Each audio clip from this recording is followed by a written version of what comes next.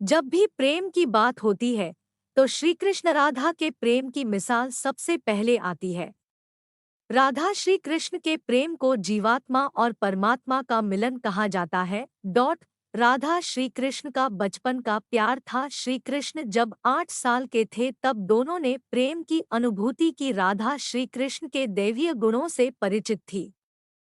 उन्होंने जिंदगी भर अपने मन में प्रेम की स्मृतियों को बनाए रखा। यही उनके रिश्ते की सबसे बड़ी खूबसूरती है। कहा जाता है कि श्री कृष्ण को केवल दो ही चीजें सबसे ज्यादा प्रिय थी। ये दोनों चीजें भी आपस में एक दूसरे से गहराई से जुड़ी हुई थी, बांसुरी और राधा। कृष्ण की बांसुरी की धुन ही थी जिससे राधा श्री कृष्ण की तरफ खिंची चली गई।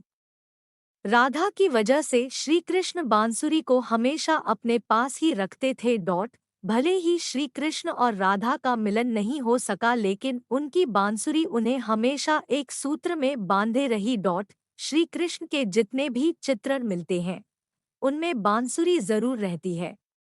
बांसुरी श्री कृष्ण के राधा के प्रति प्रेम का प्रतीक है। वैसे तो राधा से जुड़े कई अलग अलग विवरण मौजूद हैं, लेकिन एक प्रचलित कहानी नीचे दी गई है। भगवान श्री कृष्ण से राधा पहली बार तब अलग हुई जब मामा कंस ने बलराम और कृष्ण को आमंत्रित किया। वृंदावन के लोग यह खबर सुनकर दुखी हो गए। मथुरा जाने से पहले श्री कृष्ण राधा से मिले थे। राधा कृष्ण के मन में चल रही हर गतिविधि को जानती थी। राधा को अलविदा कह कृष्ण उनसे दूर चले गए। कृष्ण राधा से ये वादा करके गए थे कि वो वापस आएंगे, लेकिन कृष्ण राधा के पास वापस नहीं आए। उनकी शादी भी रुक्मिणी से हुई। रुक्मिणी ने भी श्री कृष्ण को पाने के लिए बहुत जतन किए थे। श्री कृष्ण से विवाह के लिए वह अपने भाई रुक्मी के खिलाफ चली गई। राधा की तरह वह भी श्री कृष्ण से प्यार करती थी। रुक्मिणी ने श्री कृष्ण को एक प्रेम पत्र भी भेजा था कि वह आकर उन्हें अपने साथ ले जाएं। इसके बाद ही कृष्ण रुक्मिणी के पास गए और उनसे शादी कर ली। कृष्ण के वृंदावन छोड़ने के बाद से ही राधा का वर्णन बहुत कम हो गया। राधा और कृष्ण जब आखिरी बार मिले थे तो राधा ने कृष्ण से कहा था कि भले ही वो उनसे दूर जा रहे हैं, लेकिन मन से कृष्ण हमेशा उनके साथ ही रहेंगे। इसके बाद कृष्ण मथुरा गए और कंस और बाकी राक्षसों को मारने का अपना काम पूरा किया। इसके बाद प्रजा की रक्षा के लिए कृष्ण द्वारका चले गए और द्वारकाधीश के नाम से लोकप्रिय हुए। जब कृष्ण वृंदावन से निकल गए तब राधा की जिंदगी ने अलग ही मोड़ ले लिया था। राधा की शादी एक यादव से हो गई। राधा ने अपने दाम्पत्य जीवन की सारी रस्में निभाईं और बूढ़ी हुई, लेकिन उनका मन तब भी कृष्ण के लिए समर्पित था। राधा ने पत्नी के तौर पर अपने सारे कर्तव्य पूरे किए।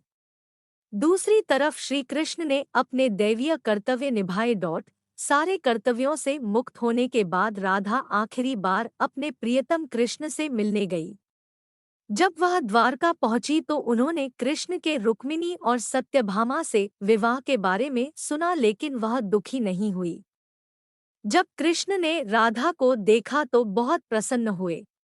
दोनों संकेतों की भाषा में एक दूसरे से काफी देर तक बातें करते रहे। राधा जी को कान्हा की नगरी द्वारिका में कोई नहीं पहचानता था। राधा के अनुरोध पर कृष्ण ने उन्हें महल में एक देविका के रूप में नियुक्त किया। राधा दिन भर महल में रहती थी और महल से जुड़े कार्य देखती थी।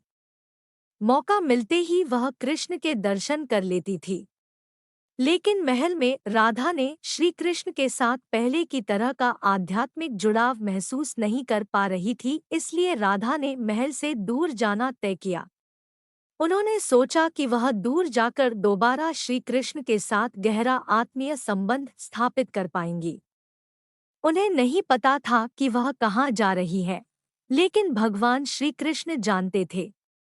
धीरे धीरे समय बीता और राधा बिल्कुल अकेली और कमजोर हो गई। उस वक्त उन्हें भगवान श्री कृष्ण की आवश्यकता पड़ी। आखिरी समय में भगवान श्री कृष्ण उनके सामने आ गए। कृष्ण ने राधा से कहा कि वह उनसे कुछ मांगे, लेकिन राधा ने मना कर दिया। कृष्ण के दोबारा अनुरोध करने पर राधा ने कहा कि वह आखिरी बार उन्हें बांसुरी बजाते देखना चाहती है। श्री कृष्ण ने बांसुरी ली और बेहद सुरीली धुन में बजाने लगे। श्री कृष्ण ने दिन रात बांसुरी बजाई जब तक राधा आध्यात्मिक रूप से कृष्ण में विलीन नहीं हो गई। बांसुरी की धुन सुनते सुनते राधा ने अपने शरीर का त्याग कर दिया। हालांकि भगवान कृष्ण जानते थे कि उनका प्रेम अमर है, बावजूद वे राधा की मृत्यु को बर्दाश्त नहीं कर सके।